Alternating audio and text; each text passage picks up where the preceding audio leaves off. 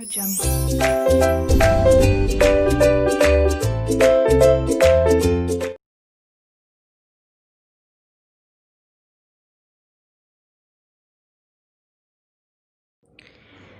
اللہ الرحمن الرحیم۔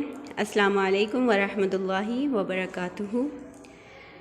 کیسے ہیں آپ سب پیارے بچوں؟ امید کرتی ہوں کہ آپ سب خیر و عافیت کے ساتھ ہوں گے، اللہ تعالیٰ کی حفظ و امان میں ہوں گے۔ جی تو میرے پیارے بچوں، آپ کا وقت ہوا جاتا ہے قرآنی تعلیمات کا سبق پڑھنے کا، ٹھیک ہے، قرآنک اسٹڈیز۔ تو آپ نے اپنا قاعدہ کھولنا ہے، قاعدہ کھول کر صفحہ نمبر 41 کھولنا ہے، پیج نمبر 41۔ جی تو آج کا جو سبق ہے ہمارا وہ دراصل کھڑی زبر، زیر، زبر اور پیش پر مبنی ہے۔ جی تو پہلا لفظ جو ہے، اب ہم اپنا سبق شروع کرتے ہیں۔ پہلا لفظ جو ہے زال۔ کچھ بچے ہیں جو اس کو بڑی سختی کے ساتھ پڑھتے ہیں، زال بولتے ہیں، جبکہ یہ زال نہیں ہوتا، زال ہوتا ہے۔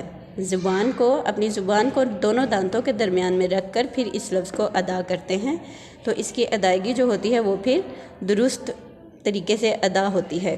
جی تو شروع کرتے ہیں۔ پہلا لفظ ہے زال کھڑی زبر زا، لام زیر لی، زالی، کاف زبر کا، ذالکا۔ دوبارہ پڑھا دیتی ہوں۔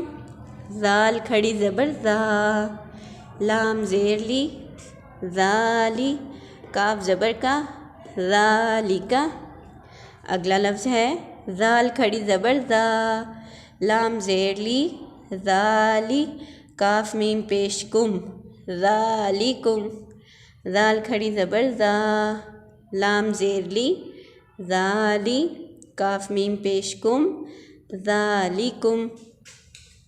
اگلا لفظ ہے کاف زبر کا، زال کھڑی زبر زا، کازا، لام زیر لی، کازالی، کاف زبر کا، کازالکا۔ دوبارہ پڑھاتی ہوں۔ کاف زبر کا، زال کھڑی زبر زا، کازا، لام زیر لی، کازالی، کاف زبر کا، کازالکا۔